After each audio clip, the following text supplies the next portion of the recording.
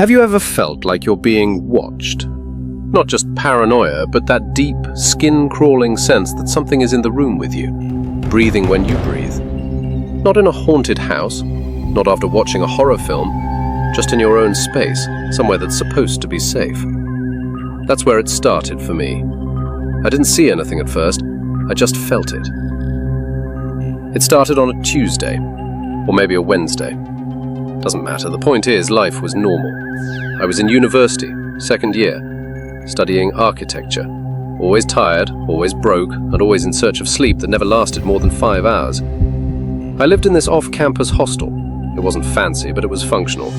My room had a bed, a desk, a fan, and a cracked mirror that leaned against the wall like it had a secret to hell. The first weird thing? I started waking up at exactly 3:13 a.m. Not 3:12, not 3:14, always 3:13. At first I thought it was just stress, exam season, maybe my body clock was off. But then came the chill. And not just, oh, the fan's on, chill, but a cold that sank into my bones. A cold that made me feel like I was lying on a slab of ice instead of a mattress. Like something had opened a door to the other side and left it ajar.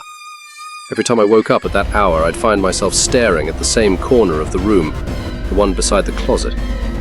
Nothing was there, but something was. The fourth night it happened, I sat up and whispered, "Hello?" like an idiot. Nothing answered. Of course not.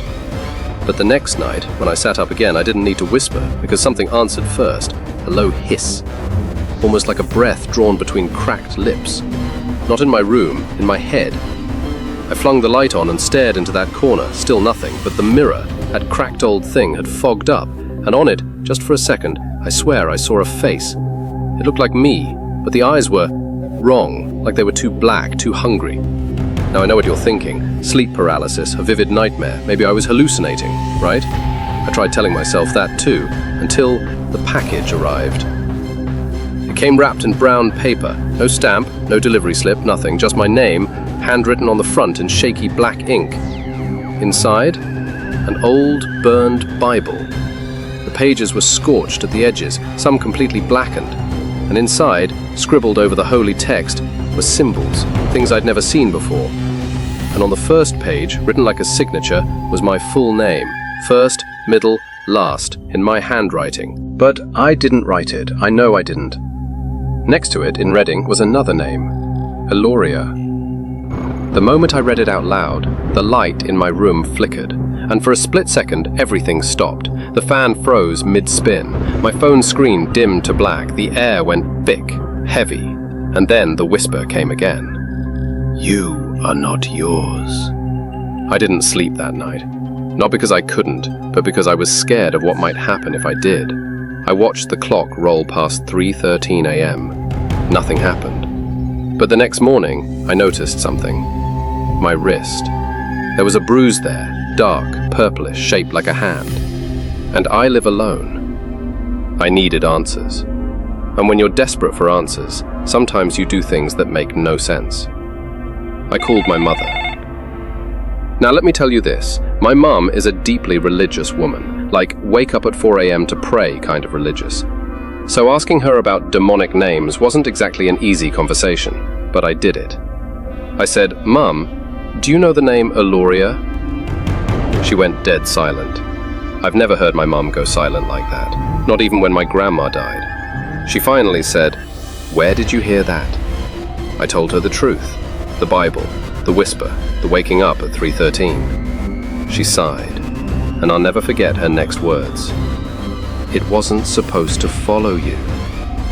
Right there, sitting on the edge of my hostel bed, I felt the ground fall out from under me. "What do you mean?" I asked. I sat there frozen, the heat of the morning suddenly swallowed by something far colder. "Mum, what do you mean, follow me?" My voice cracked. She didn't speak for several seconds. When she did, it was quiet, tired. "There are some debts you think you can hide from, but they come looking, sooner or later, especially when they've been owed blood." Now, when your mother starts speaking in riddles, you know it's either deep or dangerous. This time it was both. She finally broke down and told me everything. And I swear to you, I never looked at her the same again. She was 19 when she got pregnant with me. My father, whom I've never met, was already married, disappeared as soon as she told him. No money, no support, no job. Her parents had died just the year before. My mom had nowhere to go, and the churches she went to offered only advice and empty hand. Then someone, an old neighbor, told her about a woman who could fix things. Not a pastor, not a doctor. A woman who lived in a shack outside town. Near a river people whispered about but never went near. They called her High Priestess Elorin. My mother said that the High Priestess didn't ask for money. She didn't even ask what the problem was. She just looked into my mum's eyes and said, "You need help. I will help you. You give me what's yours." My mum asked, "What do you want?" Elorin just smiled. "Not now. Later. Something from you, from your blood. It will not hurt you. You won't even miss it at first." My mum, desperate, exhausted, said yes. She drank something thick and dark from a clay bowl and passed out. When she woke up, she was back in her room. Everything got better after that. A neighbor offered her a job. She got a small apartment. People helped her where before they'd turned away. She thought it was just a coincidence. Until I was born. The day I came into this world, my mum said something changed in the room. The nurses said the lights flickered. One of them fainted. And on the wall near the bed, they saw something written in soot. "Balance will be taken." She tried to forget it. She moved us away, prayed over me every night, took me to 3 different churches for dedication. But still, things happened. I almost drowned in a bathtub at 3 years old, even though the water barely reached my chest. When I was 7, I got lost in a church for 6 hours. I swear I was gone for 2 minutes. But when they found me, I was curled in the corner, shivering and whispering a name they didn't understand. That name? Eloria. Now, as she told me all this, my hands were shaking because suddenly it made sense. The waking, the shadow, the voice, the name in my Bible. It had been waiting. All these years it had been watching me, marking time, waiting for when the debt came due. I asked her, why now? Why is it happening now? She said something that chilled me more than anything else. Because you're old enough now. It needs you to agree. See, here's what I learned. Demons don't always snatch. Sometimes they negotiate. They can't fully take what hasn't been willingly returned. But because my mum gave something of her blood, it only needed time and access. And the moment I started acknowledging it, seeing it, hearing it, speaking its name, I gave it a foothold. That's why it waited. It didn't just want my body, it wanted my permission. That night, I didn't sleep. Again. 3:13 a.m. came. This time, I didn't open my eyes. I just lay still and pretended, and I heard it, breathing, right next to me.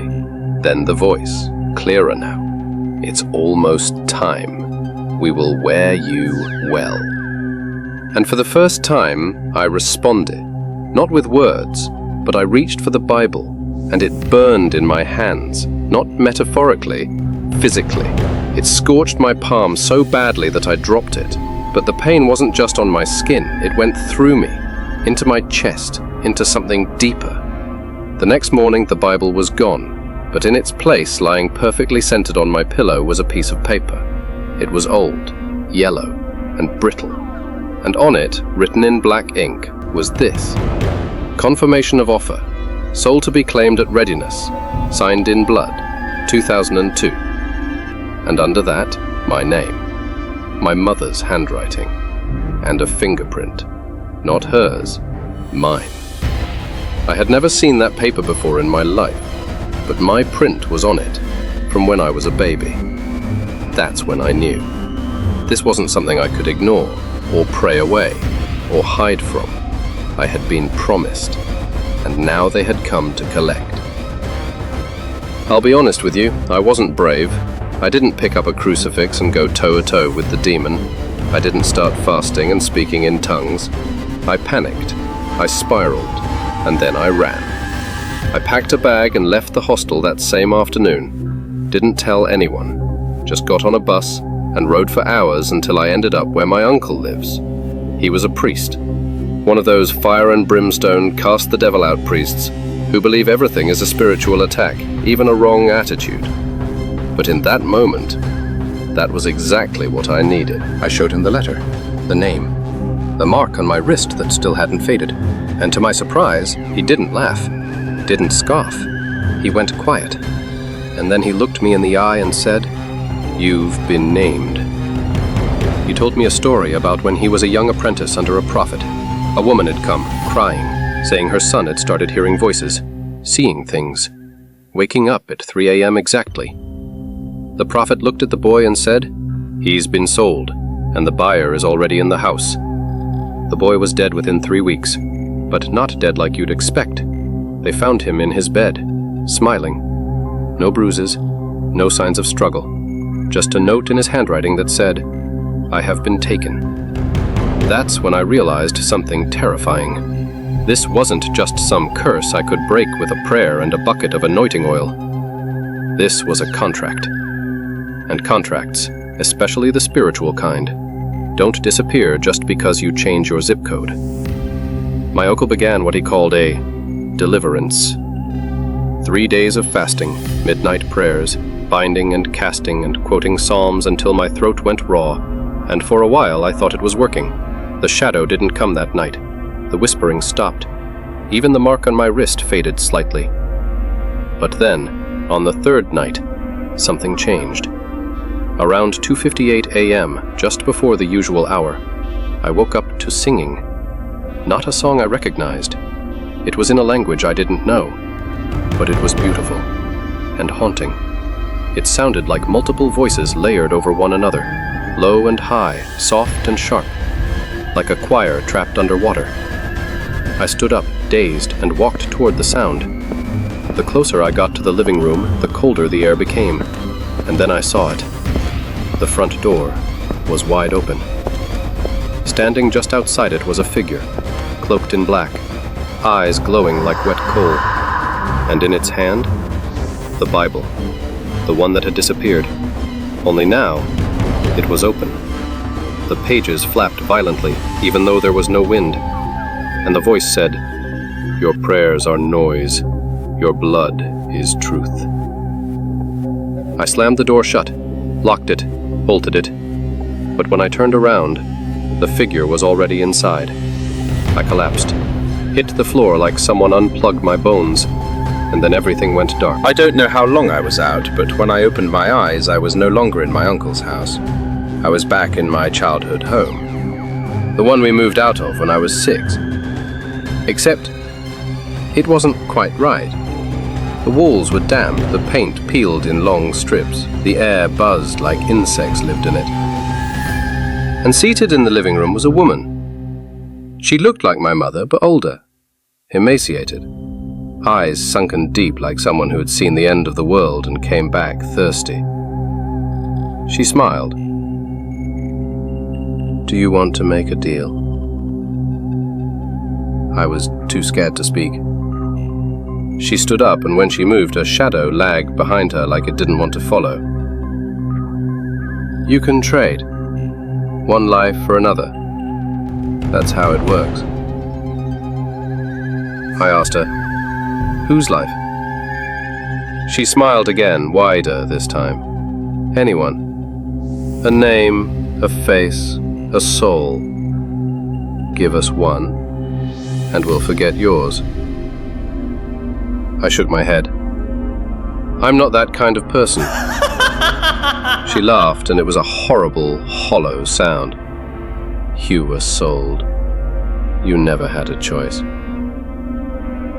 Then the room darkened even further, and I heard footsteps, multiple, surrounding me, heavy, barefoot. Then the voices returned, all whispering the same thing over and over. "Give us one. Give us one. Give us one." And I'll be real with you, I almost did it. I thought of people who had hurt me, people who had used me, people I could justify as deserving.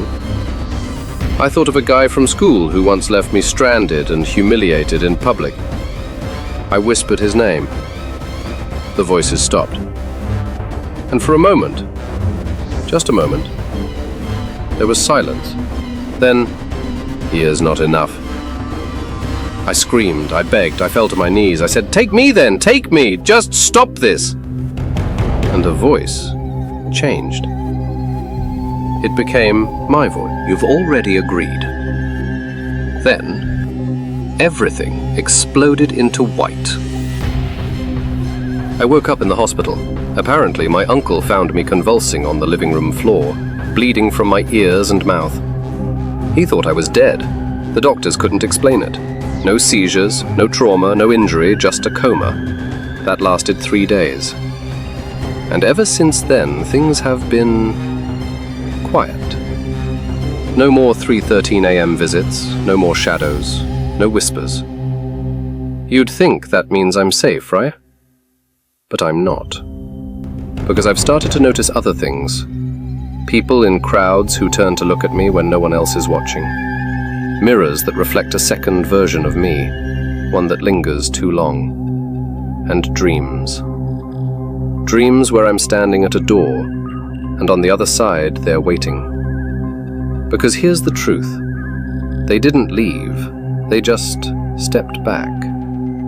They're waiting for me to mess up, to say another name, to give in to fear, to try to strike a deal again.